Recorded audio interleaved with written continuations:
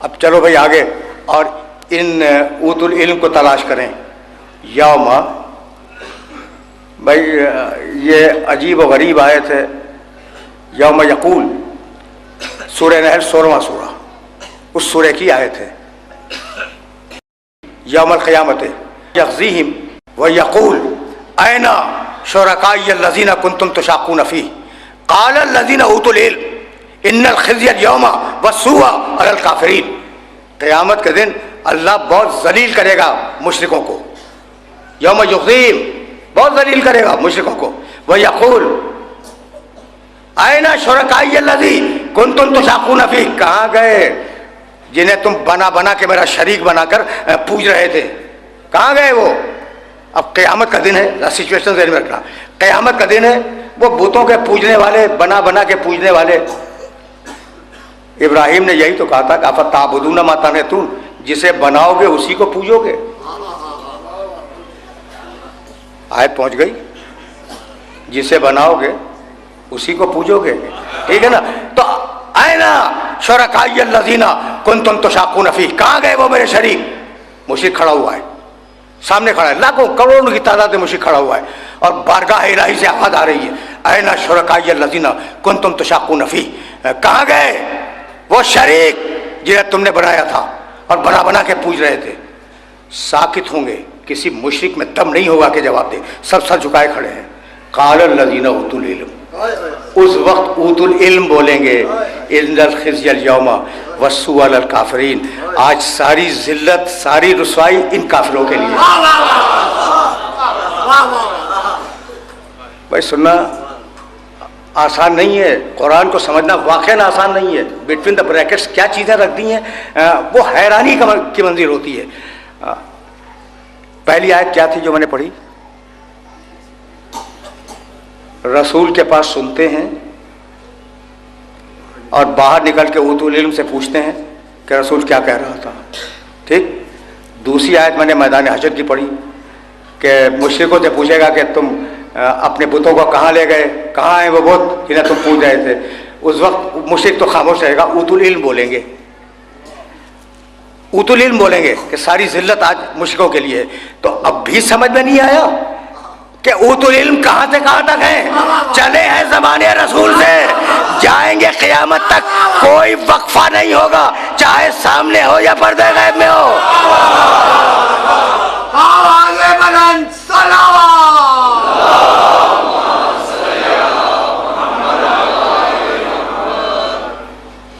بہت توجہ رکھنا، چونکہ موضوع کے تقاضے کو پورا ہونا تھا اس لیے میں تمہیں یہاں تک لے آیا. تو پہلی آیت ذہن میں رکھو، اوت العلم منہم من یستمع الیک حتی اذا خرجوا من عندک قالوا للذین اوتوا العلم ماذا قال آنفا.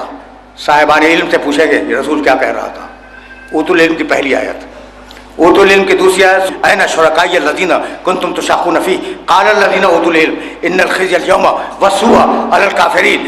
اوت العلم زمانے رسول سے چلے، اوت العلم قیامت کے میدان میں آ گئے، تو کوئی زمانہ خالی نہیں ہے اوت العلم سے. اب کیسے پتا چلائیں کہ یہ ہے کون؟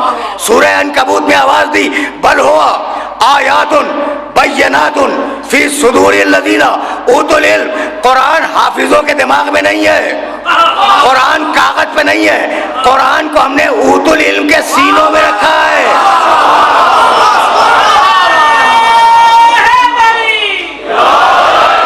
بل ہوا سورہ عنکبوت. بھائی یہی تو لانا تھا، یہ سارا سلسلہ اور یہ ساری چین آیات کی یہاں آنی تھی. بل ہوا آیات بینات فی صدور الذین اوتوا العلم.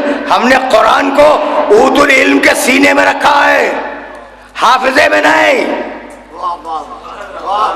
کاغذ پہ نہیں، اوت العلم کے سینے میں قرآن ہے.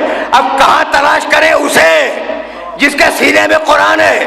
جب میرے علی نے کوفے کے ممبر سے پہلی مرتبہ آواز دی سلونی سلونی قبل ان تفقدونی، پوچھو جو کچھ پوچھنا چاہو پوچھو، تو ایک شخص کھڑا ہو گیا اور کہنے لگا کہ یا علی یہ بتاؤ کہ تم سے کیوں پوچھیں، کسی اور سے جا کے پوچھ لیں گے. فرمانے لگے مجھ سے پوچھو، لأن علم القرآن ہا ہونا، مجھ سے اس لیے پوچھو علم قرآن اس سینے میں ہے، کہیں اور نہیں ہے.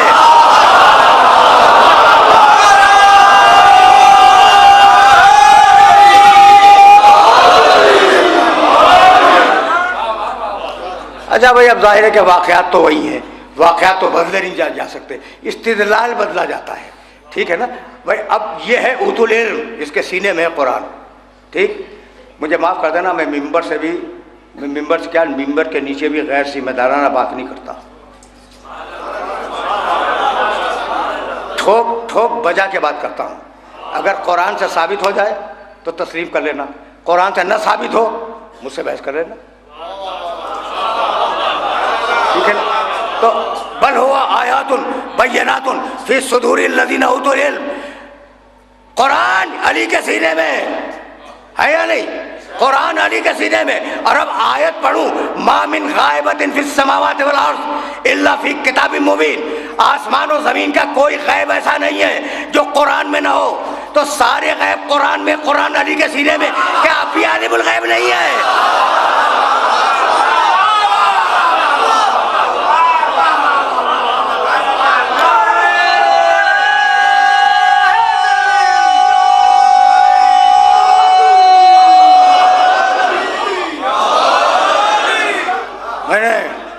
میں نے زحمت دی، استدلال پھر ذہن میں رکھو. بل ہوا آیات بینات. اب جا رہا ہوں میں واقعے کی طرف، اور تم نے ہزاروں مرتبہ واقعہ سنا ہوگا، سینکڑوں مرتبہ تو یقیناً سنا ہوگا. بل ہوا آیات بینات فی صدور الذین اوتوا العلم، ہم نے قرآن کو رکھا ہے سینوں میں صاحبان علم کے. اور علی کہتے ہیں کہ وہ پورا قرآن اس سینے میں ہے. اور پھر قرآن نے آواز دی کہ آسمان و زمین کا ہر غیب قرآن میں ہے، قرآن علی کے سینے میں. تو اب بھی علی کے عالم الغیب ہونے سے انکار کرو گے؟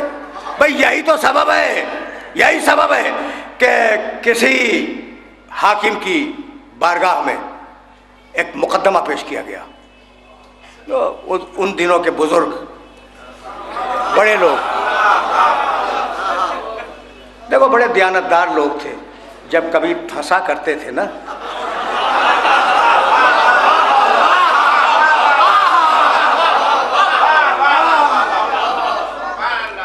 تو علی ہی کی طرف رجوع کرتے تھے.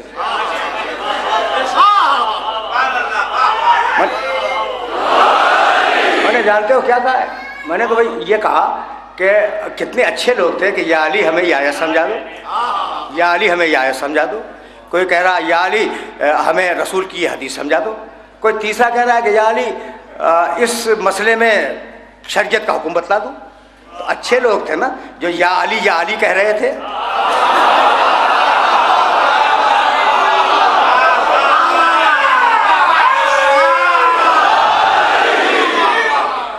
تو اب خلافت میں، دربار خلافت میں ایک مقدمہ آیا، 2 آدمی آئے. کہا بھائی تمہارا مسئلہ کیا ہے؟ کہنے لگا کہ جناب میں آقا ہوں، یہ میرا غلام ہے، یہ انکار کر رہا ہے. ٹھیک، غلام سے پوچھا بھائی تیرا مسئلہ کیا ہے؟ اس نے کہا جناب آقا تو میں ہوں، یہ میرا غلام ہے اور یہ انکار کر رہا ہے.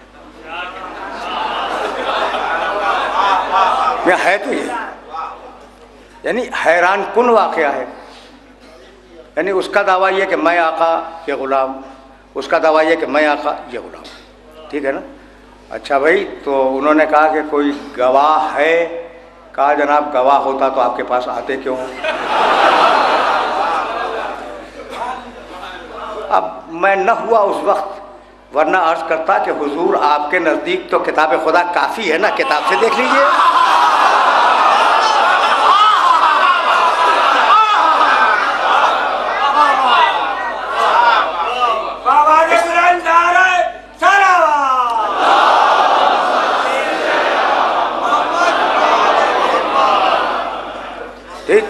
کہا بھئی یہ تو بڑا مسئلہ ہے اور گواہ بھی کوئی نہیں ہے. اچھا پھر کہا کہ چلو حلف اٹھاؤ گے؟ تو انہوں نے اٹھا لیا. بھئی اب تو کوئی صورتحال واضح نہیں ہو رہی ہے کہ کون غلام کون آقا.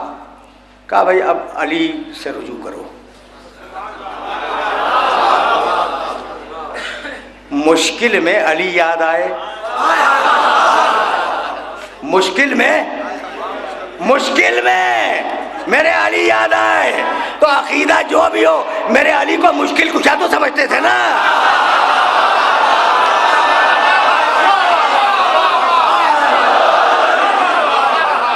علی مسجد میں تشریف فرما تھے, آئے, یعنی وہ دو دعوے دار نہیں آئے, خلافت آئی.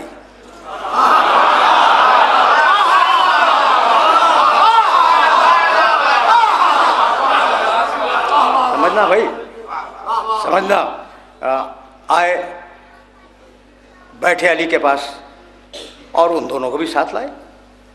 کہا یا علی اس مسئلے کو حل کرو. کہا مسئلہ کیا ہے؟ کہا ان سے پوچھو. پوچھا بھائی تمہارا دعویٰ کیا ہے؟ کہا کہ میں آقا ہوں, یہ غلام ہے. اس نے پوچھا تیرا دعویٰ کیا ہے؟ اس نے کہا کہ میں آقا, یہ غلام.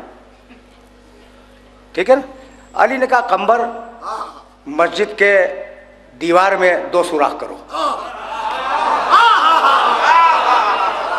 دیکھ تمہیں کہیں لے جانا چاہ رہا ہوں میں, اور یہ ذہن میں رہے کہ علی عالم الغیب. یہاں تک جانا ہے, یہاں تک جانا ہے, علی عالم الغیب. اور اسی جملے پہ گفتگو آج تمام ہو جائے گی. کہا 2 سوراخ کرو. سوراخ کر دیے تھے, مٹی کی مسجد تھی, سوراخ ہو گیا. کہا ان دونوں کو باہر لے جاؤ اور دونوں کی گردنیں مسجد کے اندر ڈال دو. تو اب گردنیں اندر ہیں, پورا جسم باہر ہے, گردنیں اندر ہیں. وہیں علی بیٹھے ہیں اور دوسرے بزرگ تشریف فرما ہیں.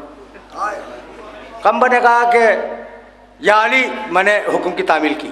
علی نے سنا بھی نہیں, ٹال دیا. کہنے لگے آپ کا مزاج کیسا ہے, آپ خیریت سے ہیں, دوسری باتیں کوئی اور مسائل وہ ڈسکس ہونے لگے.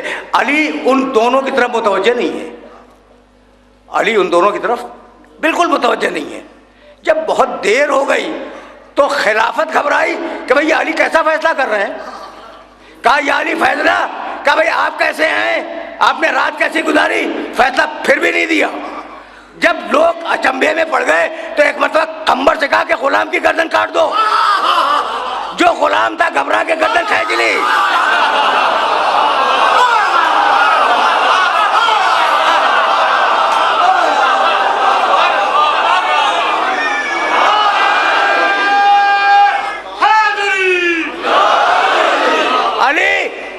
علی حکم دے رہے ہیں قمبر کو غلام کی گردن کاٹ دو. جو غلام تھا اس نے گھبرا کے گردن کھینچ لی. جو آقا تھا وہ گردن ڈالے کھڑا رہا. اچھا بھائی جب گواہ کوئی نہیں ہے تو غلام نے گھبرا کے گردن کیوں کھینچی؟ ثابت تو کچھ نہیں ہو رہا ہے. جانتا ہے کہ علی عالم الغیب ہے, اگر گواہی نہیں بھی ہوگی تو قتل کر دے گا.